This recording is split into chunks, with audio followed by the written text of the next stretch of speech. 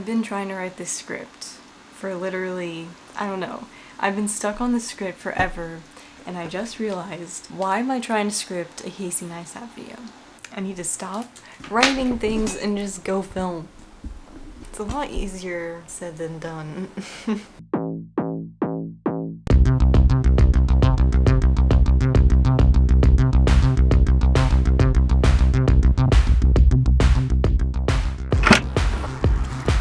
But whenever I get in a creative rut or any sort of, stress, I like to go for a run. My dad has been running since he was younger than I am now, so like when he was 18 or something, and he's in his early 70s now. He had been trying to get me to run, like since I was really little. He always told me that running was a great way to like think things through and, almost like a form of meditation. But when you first get started with running, it doesn't feel like meditation because the only thing you're thinking about is not dying.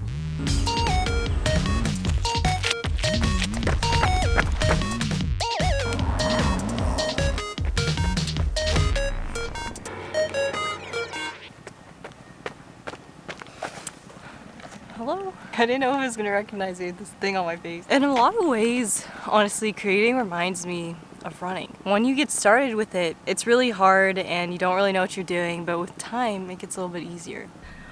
There's a bunny. Hold on, look at this. I have a bad zoom lens on here, but...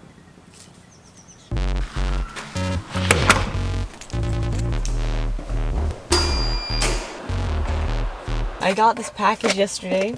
I went on Amazon and I found knockoff sunglasses that look a lot like Casey's. Can you see them? Hold on.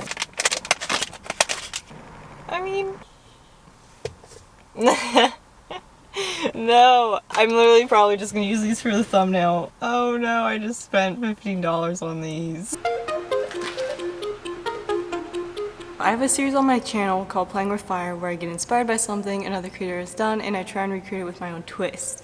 And normally I like making these videos because it's kind of like the closest way to learning from someone without directly asking them questions, because you have to go through a similar process and it's just a cool way to kind of like figure out how to do it yourself.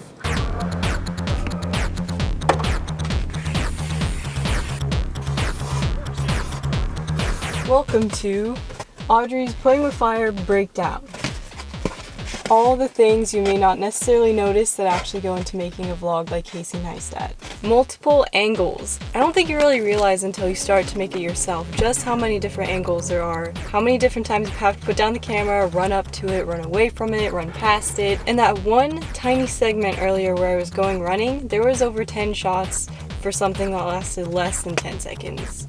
Borderline excessive drone shots that sometimes are probably most likely illegal.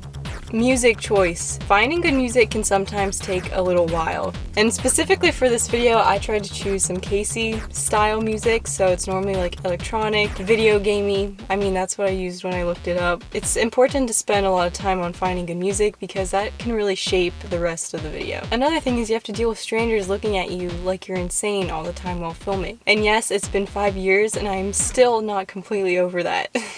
Last but not least, one of the things that is probably the most difficult is the storyboarding / just storytelling in general.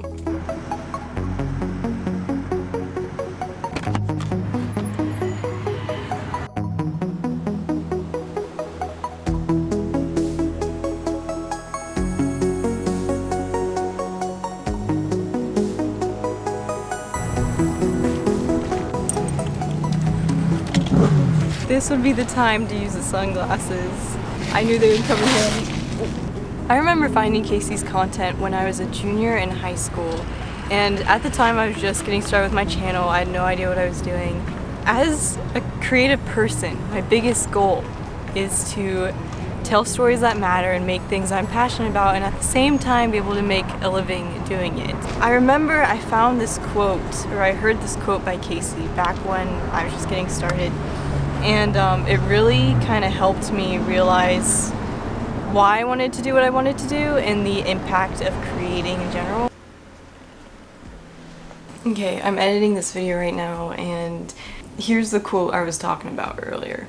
Our job as creators is to further define any medium. Our job is to create the new cliches, not adhere to those that were defined by generations past. I think this quote just really stuck out to me, especially when I was getting started, because it was almost like a call to action. Even just making this video, there have been so many times where I think you can tell it's been a little bit all over the place. I've reshot a bunch of stuff, I've cut out a lot of stuff, and it's because as I'm editing this, I'm realizing like, oh, well obviously this is difficult. First of all, I'm trying to copy Casey Neistat. Hello. But two, I've been beating myself up throughout this entire process, trying to make it as perfect of a copy as possible, or like replicate the style as much as I can. And you know, I'm kind of realizing now, it's like, that's never gonna happen. The thing with Casey's content, and the reason why I'm making this video in the first place, is because that is the lesson that I feel like he has taught me as a viewer and also a creator over all this time. It's like it's important for things to be imperfect because you need to figure out your own style, your own voice when it comes to making things. The biggest takeaway from making this video, from watching Casey's content, from that quote that I heard all those years ago, it's just focus on finding like what you actually like and what you're good at and what you want to do and what message you want to portray, because that's what will make your content stand out and the best that it can possibly be. Now there's a lot of things we can learn from people like Casey, whether that's just on the creator side and also the technical side of things like I've figured out in this video, but that's not the point, you know? So it's sort of like running. Like when you first get started, you're constantly comparing yourself to others, it's very confusing, you don't know what you're doing. But with time, it becomes more of an internal battle. You start doing more repetition, you have to really put in the work, and eventually you'll figure out what works best for you. Has this entire video just been me comparing creating to running? Maybe.